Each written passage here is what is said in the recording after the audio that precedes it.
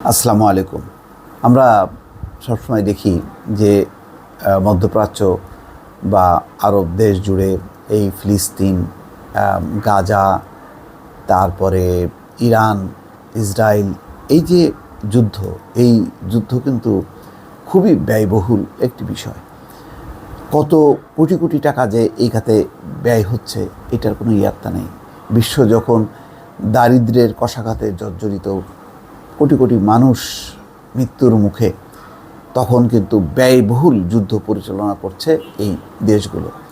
এতে মানুষের কোনো লাভ নেই, মানুষের জীবনহানি হচ্ছে এবং এই ব্যয়বহুল মানে যুদ্ধ চালাতে গিয়ে মানুষের কল্যাণে ব্যয় করা, মানুষের জীবন বাঁচাতে যে সেই অর্থ ব্যয় করা, সেই কাজটি কিন্তু হচ্ছে না। একটি খবর, তার হিসাব দেখলেই বুঝতে পারবেন যে মধ্যপ্রাচ্যে হামলা ঠেকাতে কত ডলার গেল যুক্তরাষ্ট্রের। এই শিরোনামে একটি রিপোর্ট সিএনএন করেছে।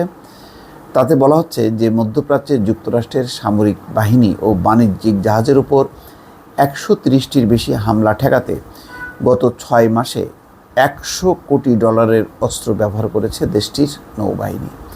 100 কোটি ডলার, দর্শক, এটিকে টাকায় হিসাব করে বের করেন তাহলে কত হাজার কোটি টাকা হয়, এটা হিসাব করেন। স্থানীয় সময় গতকাল মঙ্গলবার সিনেট অ্যাপ্রোপ্রিয়েশনস কমিটির শুনানিতে যুক্তরাষ্ট্রের নৌবাহিনীর সেক্রেটারি কার্লোস ডেল টোরো একথা বলেন। এদিকে অস্ত্রের ঘাটতি পূরণে সম্পূরক জাতীয় নিরাপত্তা প্যাকেজ পাশ করতে আইন প্রণেতাদের প্রতি আহ্বান জানিয়েছেন তিনি। ডেল টোরো বলেন, 6 মাস ধরে আমরা মূলত মার্কিন নৌবাহিনীর জাহাজ ও বাণিজ্যিক জাহাজের উপর 130টি সরাসরি হামলা প্রতিহত করেছি। হামলা ঠেকাতে প্রয়োজনীয় অস্ত্রশস্ত্র নৌবাহিনীর জন্য খুবই গুরুত্বপূর্ণ।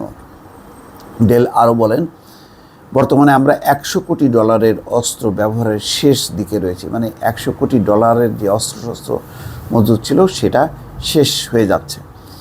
এক পর্যায়ে এই অস্ত্রের মজুদ আমাদের আবার গড়ে তুলতে হবে।